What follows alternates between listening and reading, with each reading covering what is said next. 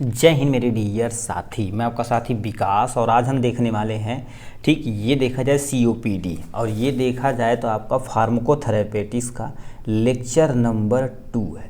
इसके पहले lecture number हम कहाँ तक देख लिए थे, ठीक, कुछ टेक्निकल इशू होने के नाते खराबी आ गई थी, यहाँ तक देख लिए थे हाइपरलिपिडीमिया क्या होता है।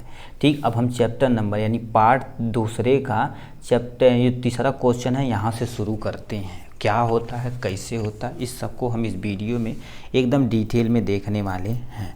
ठीक है, तो इसमें लिखा क्या है, सबसे पहले आपको बताना पड़ेगा। देखिए, right A note on aetiopathogenesis of chronic obstructive pulmonary disease, जिसे शॉर्ट में हम क्या बोलते हैं, COPD बोला जाता है। क्या बोलते हैं इसे शॉर्ट में, COPD बोला जाता है।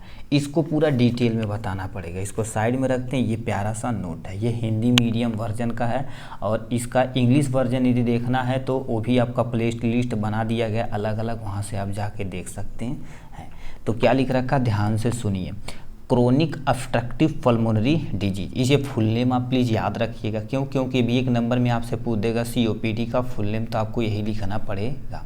तो क्या लिख रखा है, COPD एक लंग्स डिजीज है। क्या होगी, लंग्स में होने वाली बीमारी है। ठीक, अब इसकी परिभाषा क्या होती है, अकॉर्डिंग टू WHO के अनुसार देखा जाए तो COPD एक फेफड़े के वायु प्रवाह में क्रोनिक ऑब्स्ट्रक्शन होता है, जिससे सामान्य श्वास में परेशानी होती है। मतलब जो हम नॉर्मल श्वास ले रहे हैं इसमें कोई भी परेशानी आती है, ठीक है, श्वास नली में जो परेशानी आती है उसे COPD कहते हैं, यानी क्रोनिक ऑब्स्ट्रक्टिव पल्मोनरी डिजीज बोला जाता है।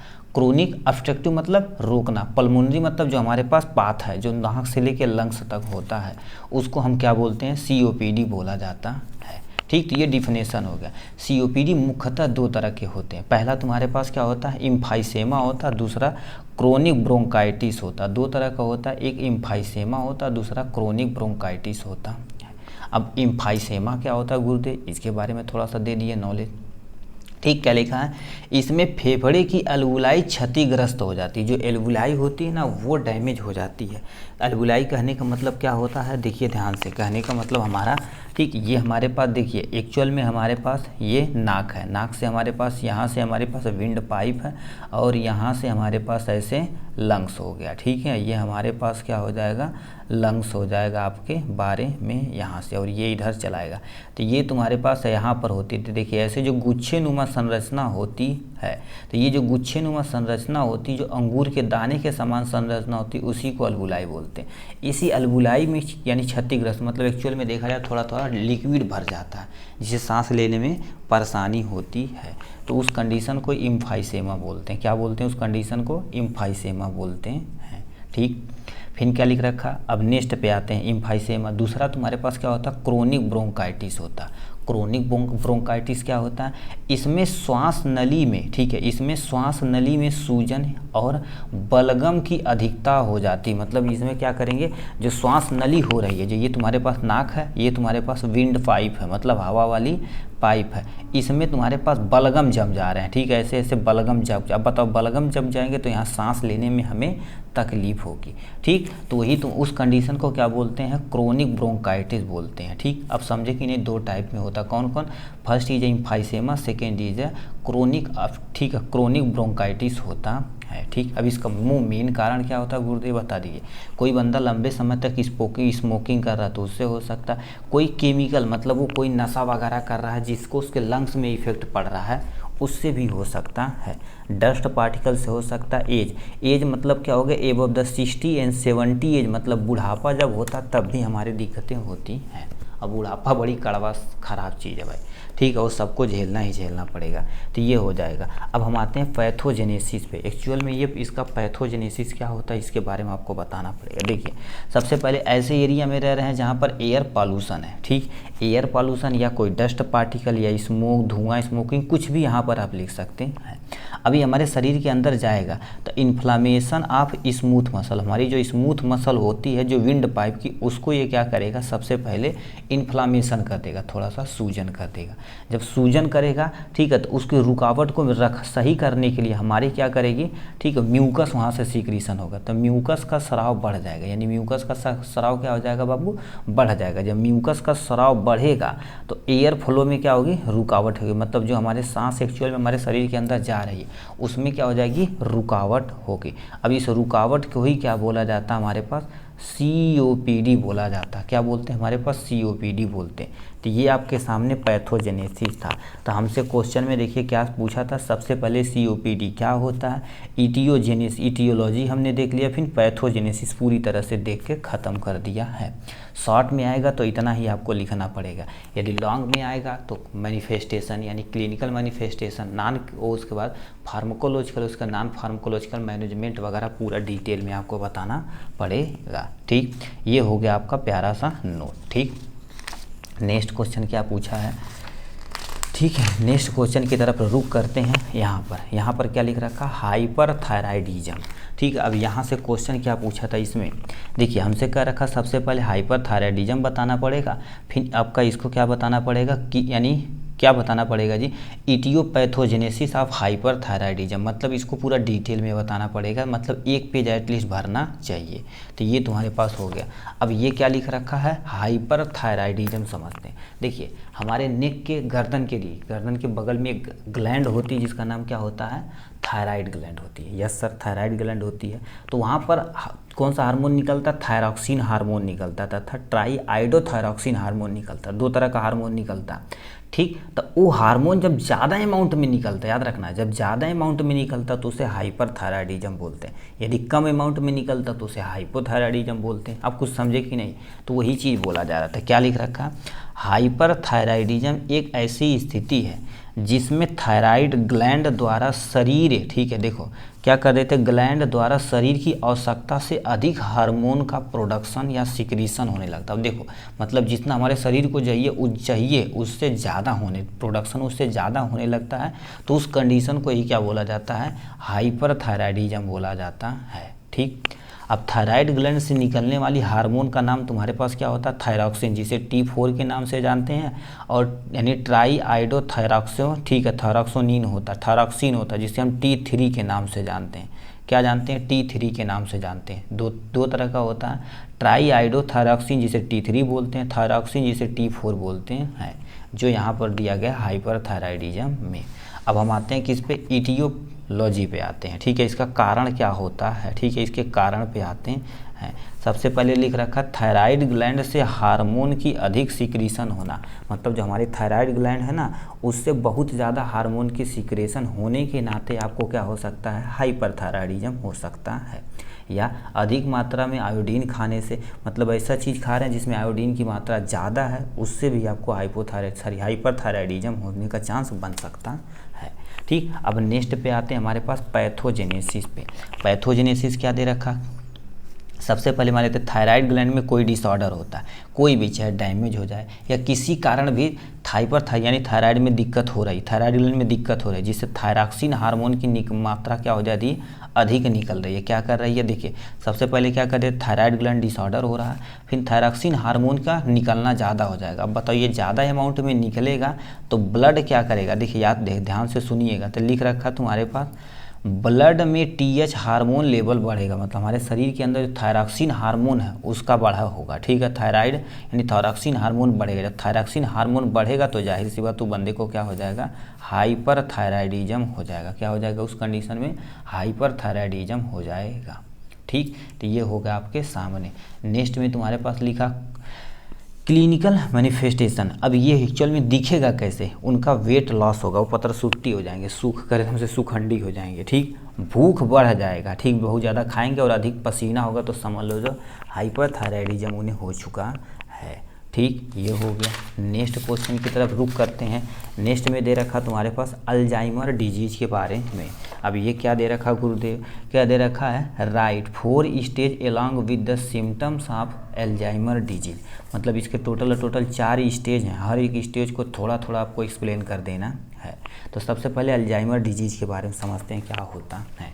अल्जाइमर क्या होता है, जैसे अल्जाइमर देखा जाए तो हमारे सेंट्रल नर्वस सिस्टम को इफेक्ट करता है। आप भूल जाएंगे, ठीक है, भूल जाएंगे या ऐसा बहुत ज़्यादा सोचेंगे बैठ के, अरे हम राजा हो गई, अरे हम पास हो गई, टॉप कर देली, ऐसा सोचेंगे। मतलब पढ़ेंगे कुछ नहीं, केवल सोचेंगे, ठीक है। तो ऐसी कंडीशन को समझ लीजिए तुम्हारे पास क्या बोलते हैं, अल्जाइमर डिजीज बोलते हैं। तो अल्जाइमर डिजीज क्या होता है, ध्यान से सुनिए क्या लिख रखा, अल्जाइमर डिजीज एक सेंट्रल नर्वस सिस्टम को अफेक्ट करने वाली, ठीक है, डिजीज नहीं, एक्चुअल में ड्रग्स नहीं है, यहाँ डिजीज होना चाहिए, ठीक है। यहाँ पर हमारे पास क्या हो जाएगी, डिजीज हो जाएगी। अल्जाइमर एक ऐसी बीमारी है जो सेंट्रल नर्वस सिस्टम को, यानी हमारी रीढ़ की हड्डी यानी स्पाइनल कार्ड और ब्रेन को क्या कर देती है, इफेक्ट करती है, ठीक।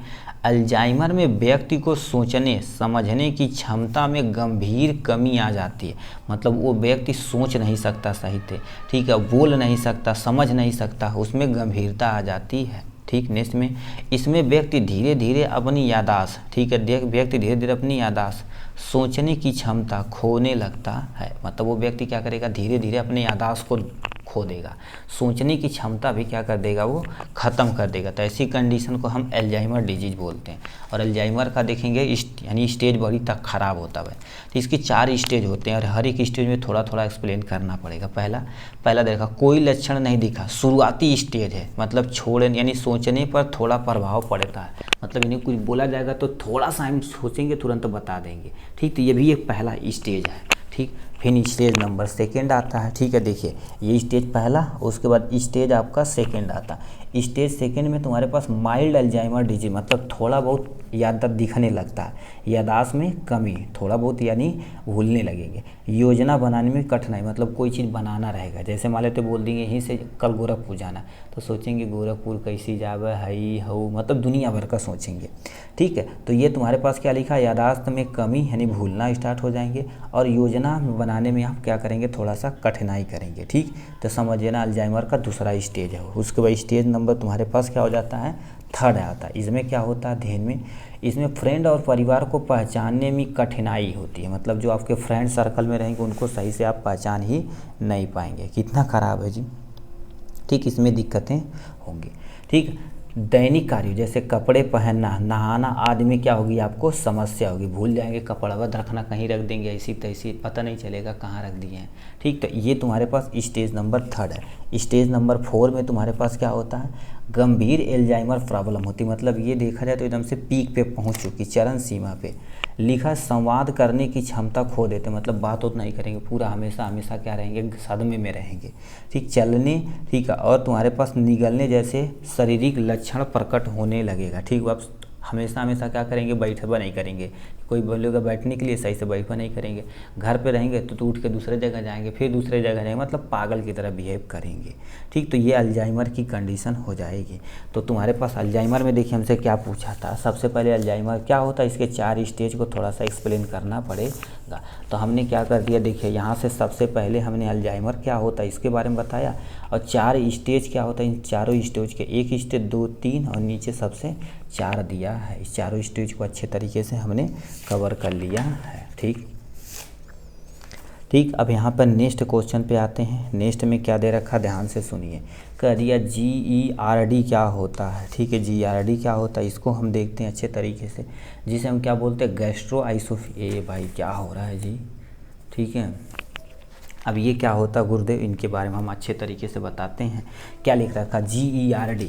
अब GERD देखा जाए तो क्या होता है, अब बताइए, तो अब तुरंत बता देंगे, ठीक है। GERD देखा जाए गैस्ट्रो आइसोफेजियल, ठीक है, गैस्ट्रो आइसोफेजियल रिफ्लेक्स डिजीज होता। क्या होता बाबू, रिफ्लेक्स डिजीज होता है, ठीक। तो क्या लिख रखा, आप ध्यान से समझिए इनके बारे में। क्या लिख रखा, यानी GERD एक ऐसी स्थिति है जिसमें पेट का एसिड रिफ्लेक्स होकर आइसोफेगल की दीवार पर जलन उत्पन्न करता है।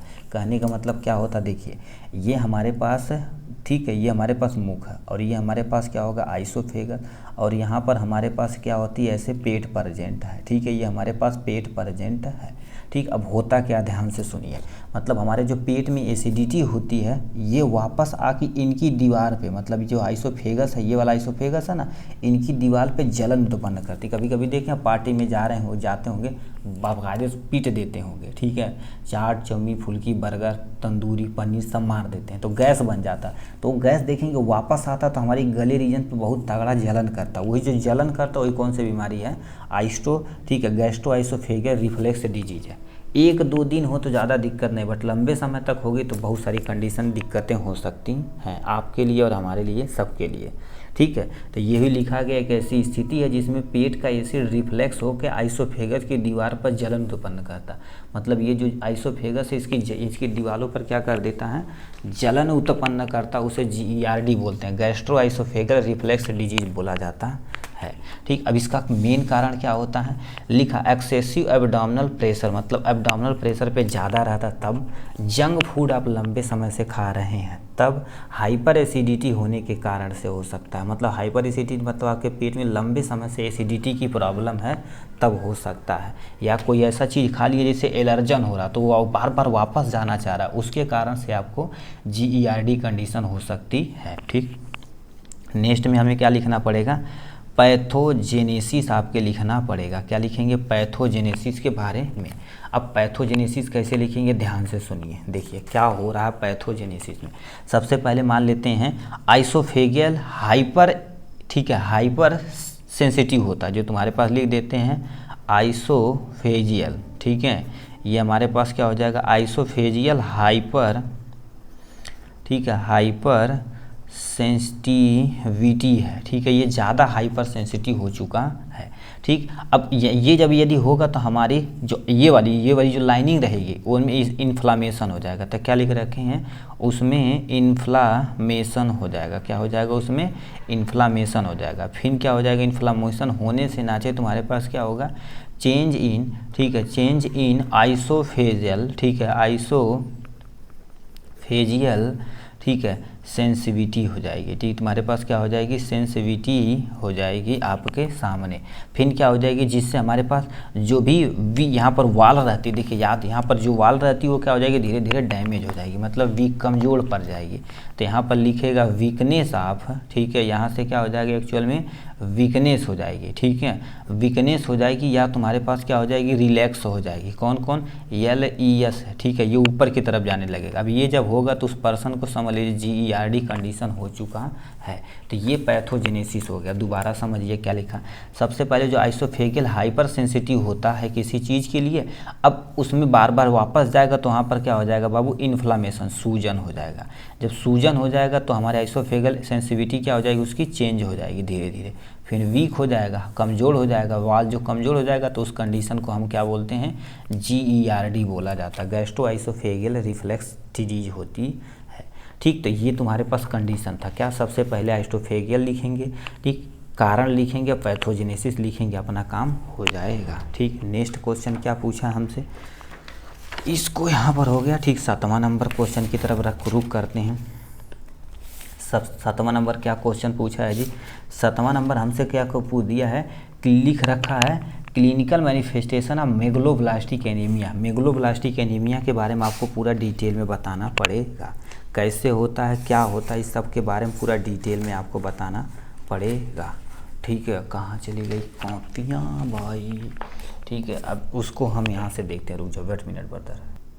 ठीक, तो आपके सामने वही नेक्स्ट क्वेश्चन हमें दिया था, देखिए कह दिया था मेगलोब्लास्टिक एनीमिया क्या होता है। ठीक, इसके बारे में आपको पूरा डिटेल में बताना पड़ेगा। ठीक है, तो आयरन डिफिशियंसी एनीमिया को मेगलोब्लास्टिक एनीमिया बोलते हैं। तो क्या लिख रखा, ध्यान से सुनिए, कह दिया है आयरन डिफिशियंसी एनीमिया को हम माइक्रोसिस्टिक एनीमिया भी कहते हैं या मेगलोब्लास्टिक एनीमिया के नाम से भी जाना जाता है। ठीक, इसमें होता क्या, इस कंडीशन में ब्लड के पास, ठीक है, यानी इस कंडीशन में ब्लड के पास इनफ हेल्दी RBC नहीं होती, जिसे एनीमिया कहते हैं। कि सिंपल सा क्या होती है, आयरन, यानी खून है तो खून में जो आयरन की कमी होती है, यानी हीमोग्लोबिन के कमी के कारण से जो बीमारियाँ होती है उसी को हम एनीमिया बोलते हैं।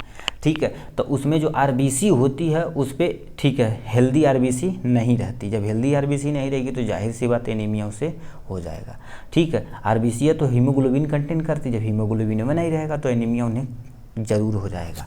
ठीक है, एनीमिया एक ऐसी स्थिति यानी कंडीशन है जिसमें शरीर के सेल के पास ऑक्सीजन ले जाने यानी हेल्दी आरबीसी पर्याप्त मात्रा में अनुपस्थित होते हैं। अब बताइए, जो ढो के ले जा रहा है, यानी एक्चुअल में देखिए जाए हीमोग्लोबिन ऐसे होता है। ठीक है, हीमोग्लोबिन का स्ट्रक्चर हमारे पास ऐसे हो, ये ऑक्सीजन, ये ऑक्सीजन, ये ऑक्सीजन, ये ऑक्सीजन, तो ये ऑक्सीजन ढो कर ले जाता है, ऑक्सीजन को ढो कर ले जाता है। तो ये अब बताइए, ये ले ही नहीं जा रहा है कौन, आरबीसी, जब अनहेल्दी है। ठीक है, जब पर्याप्त मात्रा में ले ही जा रहा है तो ऑक्सीजन की उसके शरीर के अंदर कमी हो जाएगी। तो वही लिखा, एनीमिया ऐसी, ठीक है, एक ऐसी कंडीशन है जिसमें शरीर के, ठीक है, सेल के पास ऑक्सीजन ले जाने हेल्दी आरबीसी पर्याप्त मात्रा में अनुपस्थित होते हैं, यानी पैबा नहीं जाते हैं, उसे हम कंडीशन बोलते हैं। अब यहाँ पर लिखा है इटियोलॉजी, इटियोलॉजी पे हम आते हैं।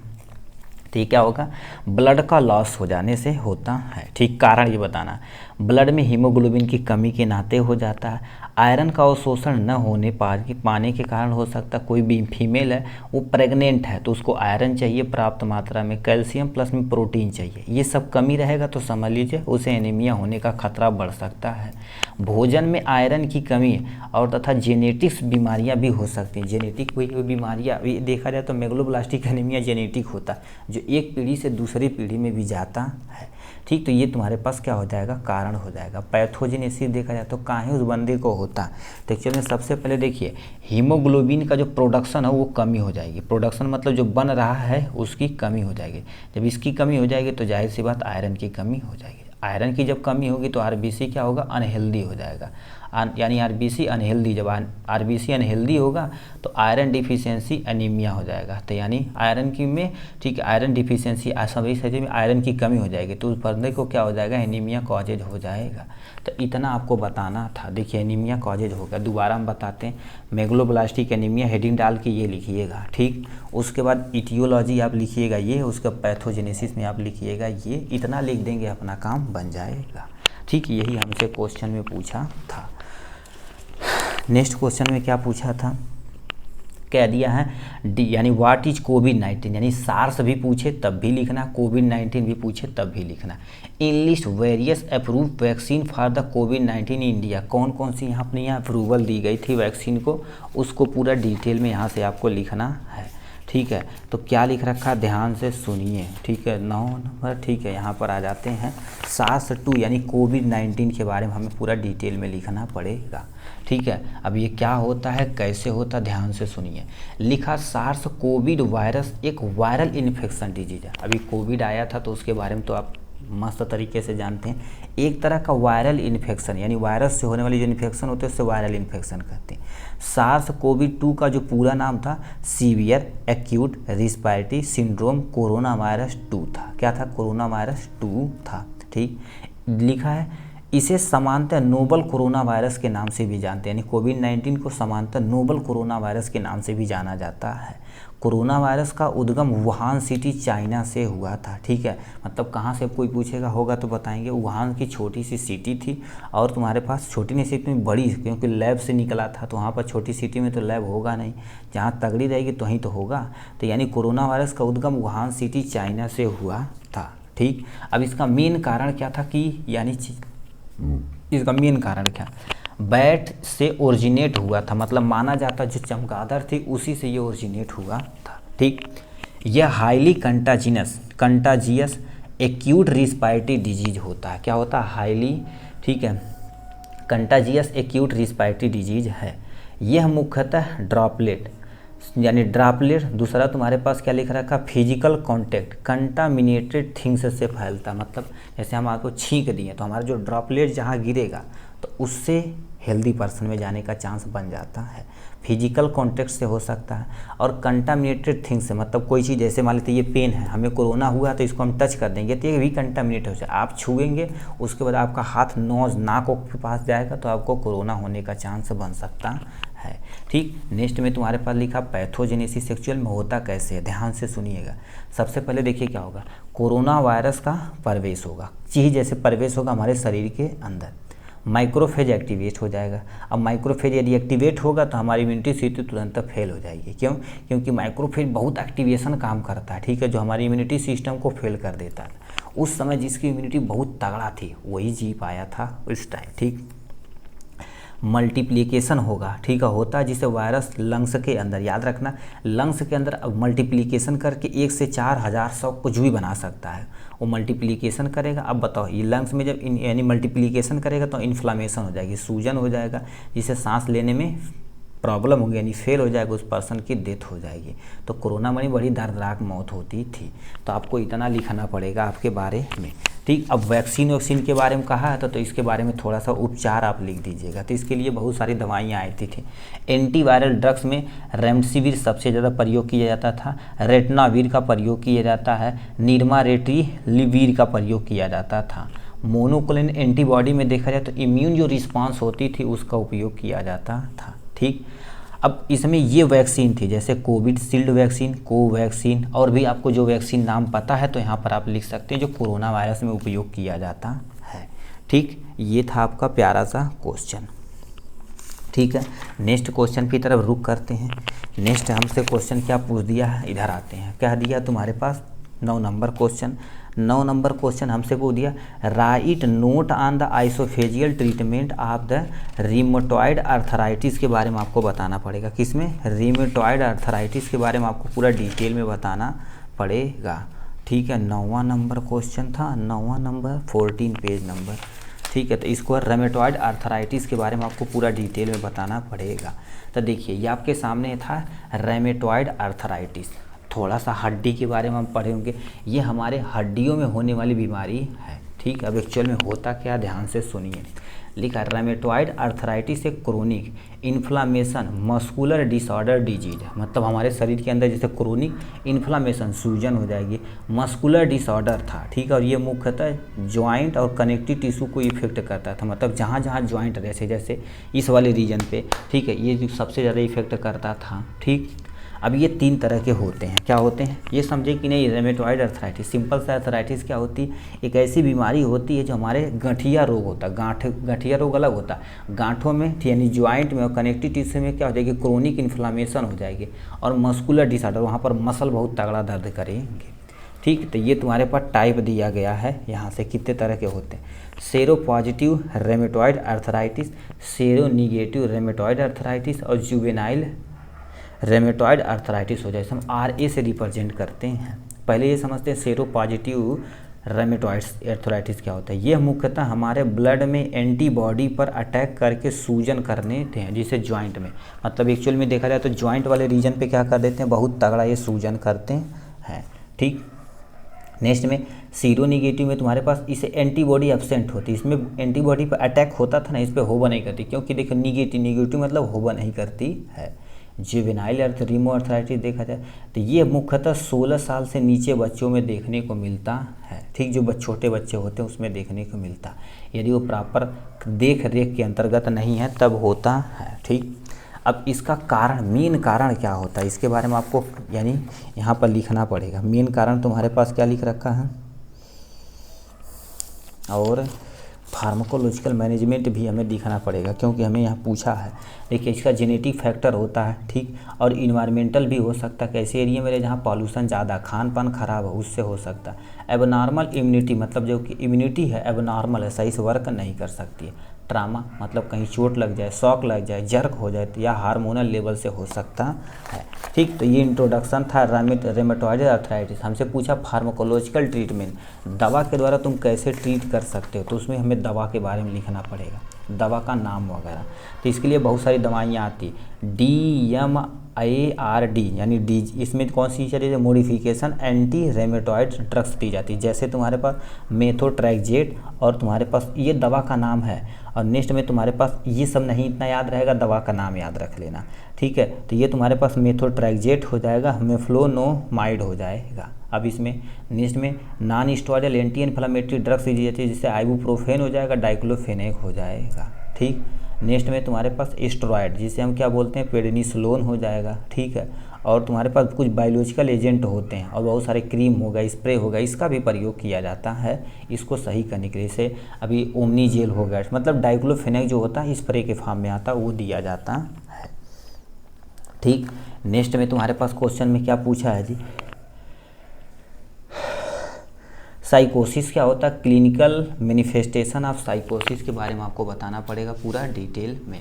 अब इसके बारे में हम आपको डिटेल में बताते हैं साइकोसिस क्या होता है। ठीक, तो आपके सामने ये रहा साइकोसिस का प्यारा सा नोट के बारे में, इसको सबको साइड में करते हैं। ठीक है, साइकोसिस के बारे में आपको पूरा डिटेल में बताना पड़ेगा। ठीक है भाई, थोड़ा सा इधर हो जाए, क्या पूछा था साइकोसिस में हमको, क्वेश्चन जरा इधर लाना तो।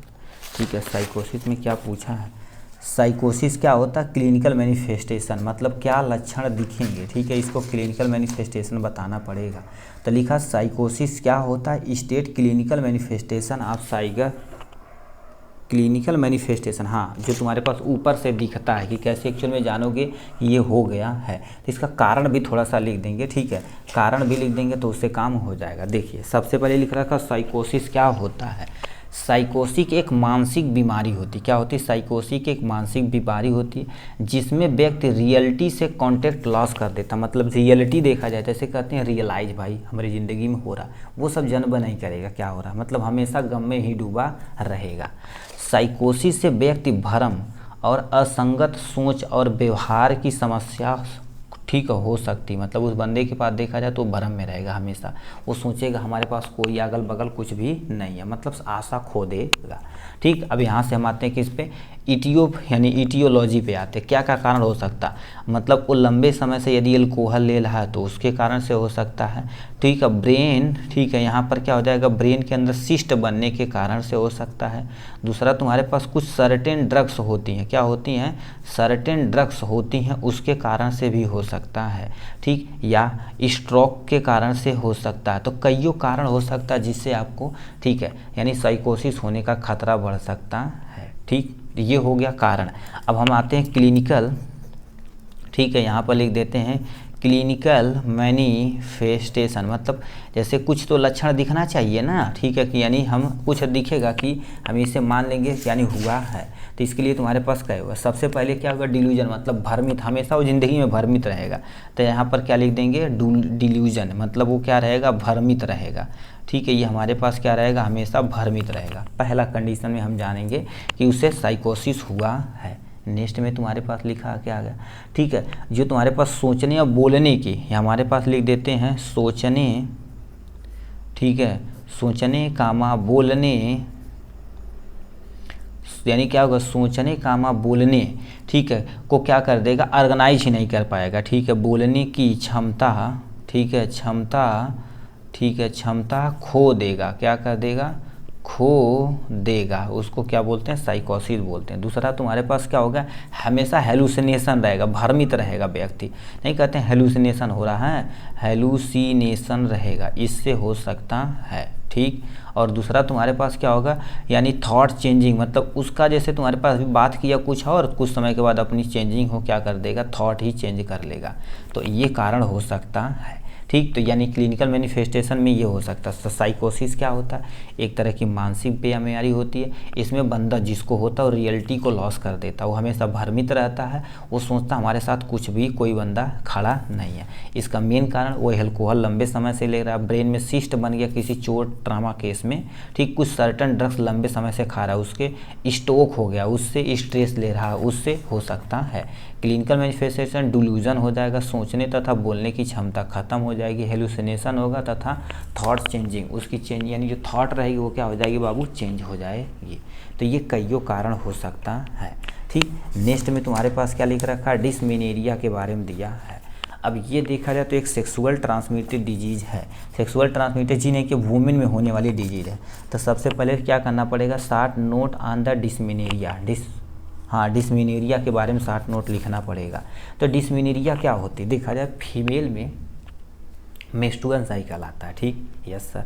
तो मेंस्ट्रुअल साइकिल जब बहुत दर्दनाक पूर्वक होता, बहुत दर्दनाक होता, तो उस कंडीशन को हम डिसमेनोरिया बोलते हैं। तो क्या लिखा, डिसमेनोरिया एक स्थिति है जिसमें फीमेल को लिखा पीरियड, जो तुम्हारे पास यमसी आता है, यमकी के दौरान तीव्र पेट दर्द के साथ ब्लीडिंग होगी, मतलब उनका जो तुम्हारे पास जब मेंस्ट्रुअल साइकिल आएगी ना तो ब्लीडिंग होगी, बहुत तगड़ा पेट दर्द करेगा, नॉर्मल से ज़्यादा करेगा, तो उस कंडीशन को डिस्मेनोरिया बोला जाता है। पेनफुल मेंस्ट्रुअल साइकिल से वुमेन को डे बाय डे गतिविधियों में क्या होगी, थोड़ा सा कठिनाई, क्योंकि देखा जाए तो वो बहुत ही कष्टदारी होता है। ठीक है, बताओ कष्ट सहेंगे तो डे बाय डे उनकी जो तुम्हारे पास गतिविधियां हैं, जो उनका नॉर्मल फंक्शन हो, धीरे धीरे क्या हो जाएगा, उसमें कठिनाइयाँ होती चली जाएंगी। तो ये डिस्मेनोरिया का इंट्रोडक्शन था। डिस्मेनोरिया 2 टाइप के होते हैं, first is a primary dysmenorrhoea, second is a secondary dysmenorrhoea होता है। ठीक है, अब क्या लिख रखा है, ध्यान से सुनिए। लिखा प्राइमरी डिस्मेनोरिया क्या होता है, यह आमतौर में किशोरावस्था में, ठीक है, किशोरावस्था में लिखा पीरियड शुरू होने के कुछ सालों बाद होता है। जैसे कभी कभी अभी मान लेते हैं पीरियड शुरू हुआ है, ठीक, तो उसमें देखा जाए तो ओवरी से जो अंडा निकलता है ज़्यादा अमाउंट में निकलने लगता, तो बहुत तगड़ा दर्द करता। और जो लेडीज़ में पीरियड आता तो हफ्ते दिन तक साफ ही नहीं होगा, 10 दिन तक बेचारी परेशान रहेंगी। तो ऐसी कंडीशन को प्राइमरी डिस्मेनोरिया बोला जाता है। ठीक, उसका कारण क्या हो सकता है, यूट्रस की, ठीक है, स्थिति ठीक न होना, मतलब जो बच्चेदानी है उसको सही से न काम करना, या जो ओवरी है वही सही से नहीं काम करना, लॉक ऑफ एक्सरसाइज, वो केवल खा रही हैं, एक्सरसाइज प्रॉपर नहीं कर रही, इसलिए उनको प्रॉपर थोड़ा सा एक्सरसाइज वगैरह करना चाहिए। मेंस्ट्रुएशन एंजाइटी चिंता रहेगी उनको इनके बारे में, तो उससे प्राइमरी डिस्मेनोरिया कॉज हो सकता है। सेकेंडरी डिस्मेनोरिया में क्या होता है, यह किसी अन्य स्त्री रोग संबंधी समस्या का कारण बन सकता है। ठीक, जैसे तुम्हारे पास पेल्विक एंडोमेट्रियोसिस, मतलब जो पेल्विक एंडोमेट्रियोसिस क्या होती है, जो इनकी लाइनिंग की एंडोमेट्रियम की लाइनिंग होती है वो धीरे धीरे डीजनरेट कर जाएंगी। ठीक है, और तुम्हारे पास लिखा पेल्विक अधेशन, मतलब जो तुम्हारे पास पेल्विक रीजन रहेगा, जो वो या जो हमारे पास एंडोमेट्रियम लाइनिंग है वो नीचे जो पेल्विक वाला रीजन रहेगा वैसे दब के, ठीक है, चिपक जाएगा, तो उससे दिक्कतें हो सकती है, क्योंकि जब खुलेगा तो बहुत तगड़ा ब्लीडिंग होगी और दर्द करेगा बहुत तगड़ा। ठीक है, तो ये था तुम्हारे पास टोटल हमने क्या क्या देख लिया, सब कुछ डिटेल में देख लिया है। ठीक है, अब हम क्या करेंगे, पार्ट ए पार्ट बी दोनों को हम कंबाइन करके एक ही बार में, ठीक है, अपलोड कर देंगे। अब पार्ट सी की तरफ हम रुक करते हैं। क्या लिख रखा है, द एंजाइना विच द, ठीक है, proved by physical excretion in emotion stage, उसको क्या बोलते हैं, स्टेबल एंजाइना बोलते हैं। क्या लिख रखा है, ठीक, कहाँ लिख रखा है, stable angina is the correct option हो जाएगा। Cardiovascular disease is generally term use for the condition effective the, cardiovascular में सबसे पहले हार्ट और हार्ट वेसल क्या होता है, सबसे ज़्यादा इफेक्ट होता है। ठीक है, तो यहाँ पर दे रखा सी वाला ऑप्शन क्या हो जाएगा भैया, करेक्ट ऑप्शन हो जाएगा। ठीक है, रुक जाओ, थोड़ा सा जूम कर देते हैं जिससे आपको थोड़ा सा दिखे, विजिबल हो अच्छे तरीके से हैं। ठीक, कुछ फर्क नहीं पड़ने वाला है जी। ठीक है, रुक जाओ भाई, रिकॉर्डिंग हो रहा है कि नहीं यार, सब गड़बड़ा रहा है इस टाइम। ठीक है, नहीं है, mast cell stabilise use in the asthma, mast cell में तुम्हारे पास जो स्टेबलाइज करने के लिए किस दवा का प्रयोग करते हैं, पहले दे रखा है टर्बुटालिन का, या सोडियम क्रोमोग्लिकालेट का, या पेडनिसोलोन का, या मेंटुलाकॉस्ट का, तो मेंटुलाकॉस्ट का उपयोग किया जाता है। नेक्स्ट में क्या लिखा, वेट लॉस, रैपिड चेंज, ठीक है, rapid change heart rate, heat sensitive are likely symptom of, ये सब देखा जाए तो जो वेट लॉस होता है, अभी बोले हाइपरथायराइडिज्म में वेट लॉस होता है, तो हाइपरथायराइडिज्म करेक्ट ऑप्शन हो जाएगा। नेक्स्ट में लिखा तुम्हारे पास टीमर्स, रिजडिंग, और तुम्हारे पास ब्रैडी यानी लिखा ब्रैडिकाइनेसिया, ठीक, आर द सिम्टम्स, हम किसका सिम्टम हो, पार्किंसन डिजीज का सिम्टम्स है लिखा है। नेक्स्ट में वेरफारिन बिलोंग टू क्लास ऑफ, मतलब वेरफारिन किस कैटेगरी के आता है, एंटी कोगुलेंट कैटेगरी के आता है, जो कोगुलेशन में, जो ब्लड को थक्का बनाने में मदद करता है, तो सी वाला ऑप्शन सही हो जाएगा। Adult dose of the alprazolam helicobacter the eradication therapy twice day, मतलब दिन भर में कितना खा सकता है, कम से कम 20 mg खा सकता है, तो इस पर सही कर देंगे। हीटल हेरिन यानी हीटल हेरिनिया जो रिस्क फैक्टर एसोसिएटेड विद, क्या कहते हैं, गैस्ट्रो आइसोफेगल रिफ्लेक्स डिजीज को ये क्या कर देता है, ए फैक्टर में का वर्क करता है। ठीक, ये हो जाएगा। अब हम आते हैं नेक्स्ट की तरफ चलते हैं। नेक्स्ट में क्या दे रखा है, life span of RBC. RBC की एक्चुअल में लाइफ कितनी थी, 100 से लेके 120, तो लास्ट डे माना जाता है, तो 120 करेक्ट मारेंगे। 100 भी मारेंगे तभी कोई टेंशन नहीं है। Syphilis is a causes by, syphilis किससे होता है, टिपनोमा प्लेडियम से होता है, टिपनोमा प्लेडियम से होता है, तो इस पर टिक मार देंगे। फिर क्या लिख रखा है, पियोलेयो, ठीक है, pyelonephritis in the inflammation of, nephritis का हुआ तो किडनी होगा, तो लीवर नहीं होगा। ठीक है, ऑस्टियोआर्थराइटिस इज आल्सो नोन है, उसको क्या बोला जाता है, डीजेनरेटिव जॉइंट डिजीज बोला जाता है, या यानी डीजेनरेटिव आर्थराइटिस बोलते हैं। तो ये वाला ए और बी दोनों सही है। फंगल निमोनिया किससे होता है, फंगल निमोनिया तुम्हारे पास कंटाजीनियस डिजीज है, मतलब खतरनाक टाइप में डिजीज होती है। 14 नंबर क्या क्वेश्चन पूछा है, the skin cell pile up on the surface of the skin before they are the mature, the condition is called है, उसे क्या बोलते हैं, सिरोसिस बोला जाता है। जैसे उसी कंडीशन में स्किन वाली डिजीज होती है तो सिरोसिस करेक्ट ऑप्शन हो जाएगा। फर्स्ट लाइन ट्रीटमेंट फॉर एस्केबियस, एस्केबियस में फर्स्ट लाइन परमेथेरिन का प्रयोग किया जाता है, मतलब ये ऊपर से ही लगाया जाता है। अब नहीं खत्म होगा तो एंटीबायोटिक तथा कुछ जैसे हिस्टामिन हो गया, सिट्रीजिन हो गया, ये सब दवाइयाँ दी जाएंगी। ठीक, loss of interest in all things of the symptom, मतलब तुम्हारे पास क्या कर देते हैं, तो उसको क्या बोला जाता है, हमारे पास उस पर्सन को डिप्रेशन बोला जाता है, तो सब कुछ इंटरेस्ट वगैरह लॉस कर देगा। सेलेक्टिव सेरोटोनिन रीअपटेक इनहिबिटर देखा जाए तो तुम्हारे पास क्या होता है, सर्टालाइन होता है। ठीक, नेक्स्ट में क्या लिख रखा है, the disease associated with the destruction of the optic nerve, मतलब ऐसे में क्या होता है, जो ऑप्टिक नर्व होती है वो डैमेज होते हैं, ठीक, उसको ग्लाइकोमा बोलते हैं। तो ग्लाइकोमा में होता है जिसमें तुम्हारे पास इंट्राऑकुलर प्रेशर बढ़ जाता है, जिससे हमारे पास नर्व जो होती है, कौन, ऑप्टिक नर्व होती है, वो डैमेज होने लगती है। ठीक, फिर 19 नंबर क्वेश्चन क्या पूछा, a condition of the absence of monthly menstrual period is known, मतलब पूरा महीने वाइबा नहीं करेगा मेंस्ट्रुअल साइकिल, तो उसे एमेनोरिया बोला जाता है। ट्यूबरकुलोसिस इज नोज है, ट्यूबरकुलोसिस को नो कोच डिजीज भी नाम दिया जाता है, ट्यूबरकुलोसिस को कोच डिजीज के नाम से भी जानते हैं। तो इस तरह से देखा जाए तो हमने फार्माकोथेरेपेटिक्स का A to Z पूरी तरह से क्या कर दिया है, कंप्लीट कर लिया है। इसका यदि आपको नोट चाहिए, ठीक है, इसी के डिस्क्रिप्शन में हमारा नंबर है, कुछ धनराशि है, इसकी प्राइस केवल 25 रुपये है। ठीक है, 25 रुपया दे के अपना नोट मंगा के आप आराम से पढ़ सकते हैं। हिंदी में चाहिए तो हिंदी मंगा सकते हैं, इंग्लिश में मंगाना चाहे तो इंग्लिश में भी मंगा सकते हैं। ठीक, तो चलिए आज के लिए बस इतना ही, फिर मिलेंगे नेक्स्ट वीडियो में नेक्स्ट टॉपिक के साथ। तब तक के लिए bye bye and take care. ठीक है भाई।